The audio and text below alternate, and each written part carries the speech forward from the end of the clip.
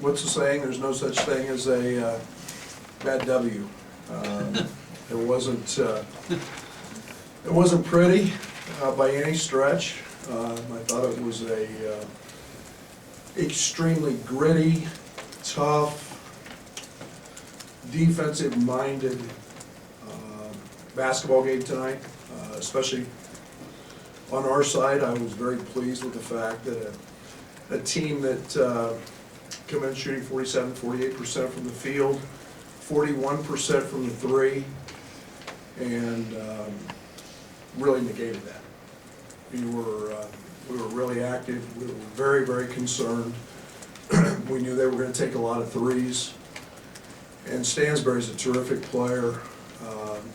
Avia's a terrific player. They're terrific shooters. Holding them 3 of 22. They were contested. We wanted them to take hard twos, and I thought we did that.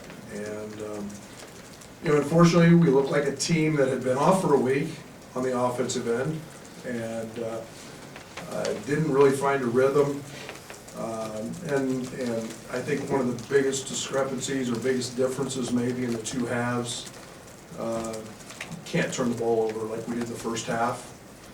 And then I think we go 15 minutes in the second half without one.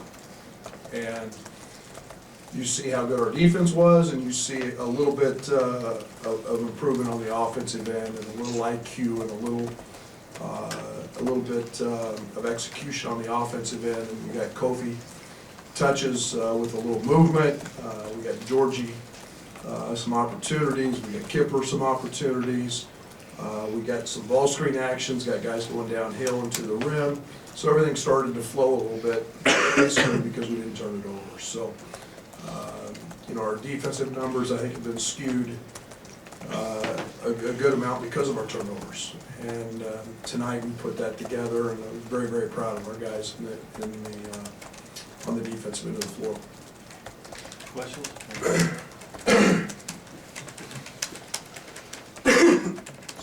Brad, what does a contribution like that from Kipper Nichols mean for your bench and your team, and what's the key to getting that in the future? Not only Kipper, Allen was huge. We were number 2 in the country in offensive rebounding, and really, to be honest, we just stood around the first half and didn't attack the glass, and made some early substitutions, and Allen came in and gave us a huge lift. Kipper, we got some opportunities. We know Kipper can score the basketball, and he's an excellent passer. His productivity tonight was vital, and we need that consistently from him. And I think we'll get that. He's had a good, really, really good week of practice. What made you decide to emphasize this idea of the kill? All the guys were kind of talking about that right away when they came in here. Well, I think it's more a basketball terminology. It's something we talk about in practice. We talk about getting 3 stops in a row. And, a lot of momentum swings in a basketball game usually start when you can get 3 stops in a row or score with 3 times in a row. So we try to put those back to back if we can. But it's just been a way for us to identify a presence and develop a little bit of a personality on that end of the court. Brad, the level of confidence for you and your staff in Trent's defensive effort ever been higher, No. Considering what he did tonight? No. And he's elite at handling screens. He very seldom ever gets screened, and that's a tremendous skill. It's very hard to do, and he's always dialed in. He never takes a second off. It's very rare when he does that. And for a team that runs a ton of actions, and they run a lot of reverse actions, a lot of floppy actions off the baseline to get Stansbury shots, and he was right there every step of the way, and made his looks very tough tonight. And that's what it takes to really hold down a great defender, or a great offensive player, excuse me. Brad, was there something about the timing of putting a name to this concept of a kill before the season? It doesn't sound like Kipper said you had a name for it, I guess, before now, is there something? No, I think, you know, we've been so aggressive in turning people over. It wasn't, you know, a big priority, I guess. Now it has become that, and that's one of the things that we're, you know, we're trying to establish on the defensive side is that mentality. And, you know, we know offense wins games, defense wins championships, and that's just a little phrase that we can use to keep reminding our guys, and we talk about it in timeouts all the time. Brad, how much has Trent improved defensively since you got here? And how much has he bought into that end of the floor a little bit more than when you first took that job? Well, the fact he couldn't guard you when he got here is probably a pretty good indication. But Trent had a reputation, and still does, as being an elite scorer. And, you know, he's very gifted, but what gets lost is Trent's basketball IQ and his feel. Now he's, you know, he's been in our system, he knows, he understands the actions that are coming at him. He is unbelievable in a scouting report. Maybe as good as anybody we have at knowing not just what he's supposed to do, but what everybody's supposed to do. And, you know, we quiz our guys in scouting reports, and Trent's never wrong. But he's got that knack to see it before it happens, and that's allowed him to become elite defensively. He's gotten stronger, and now he's figured out how to use his speed to help him.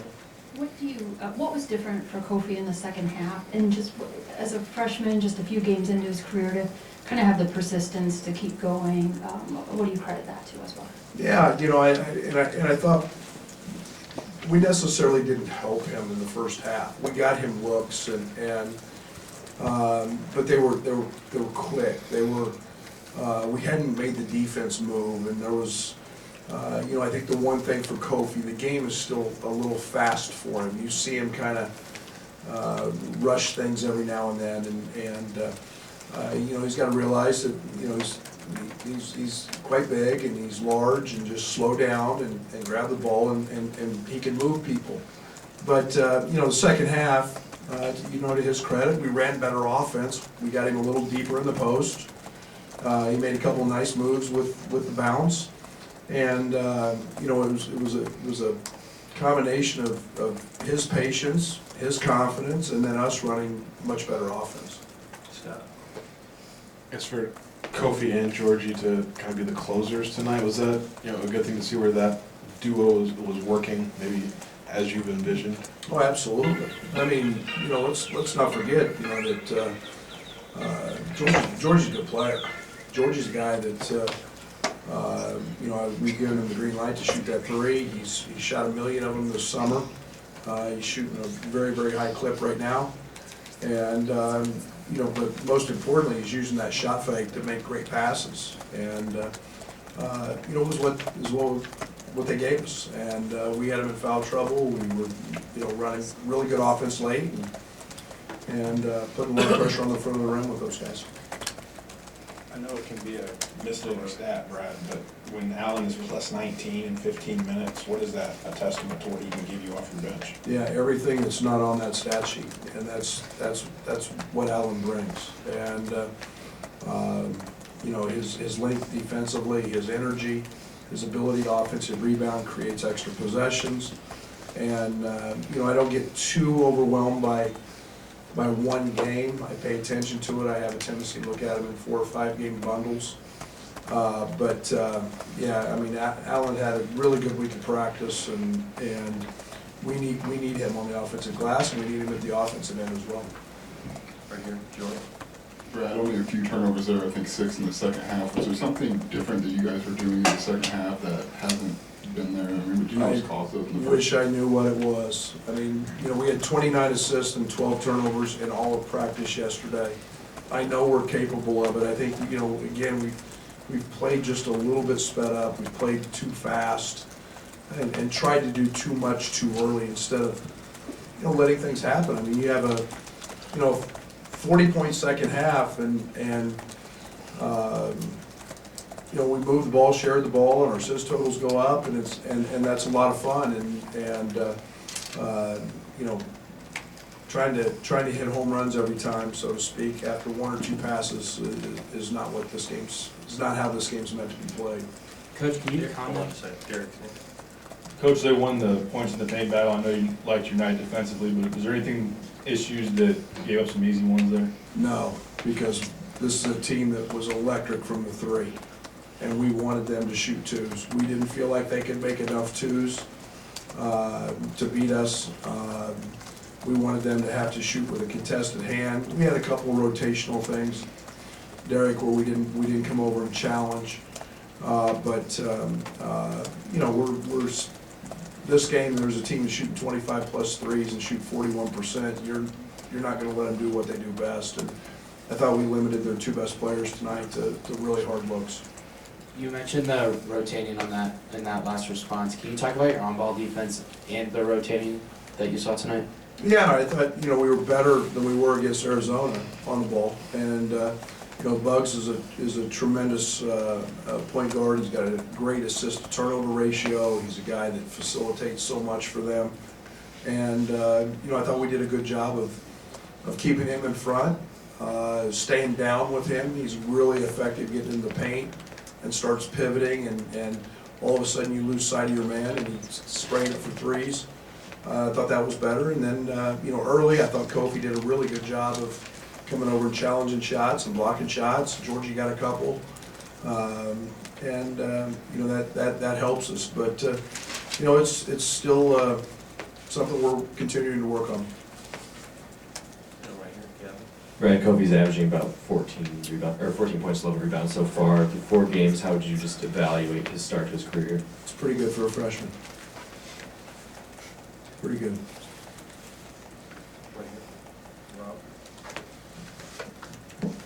You talk about what Zach Griffith provided tonight for his little fill-in duty. I'll say this about Zach. Zach gave us fits all week in practice. And the one thing he does is, you know, he's on the scout team, and he was number 14 for them all week. And he gave us a pretty good example of what it was going to be like to guard him. Zach's very smart, high IQ, moves around, you lose sight of him, and you turn back around, he's not there.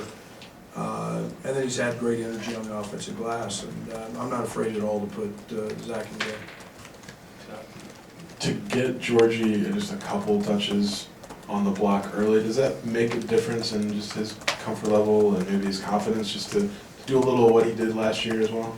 Yeah, and that's been one of the things we've worked really hard on, Scott, here in the last week, is making sure we get him opportunities and create that, you know, those looks. And I thought he rushed a couple, but yeah, we've got to get him the ball on the block, because we all know he's going to make 60% of those.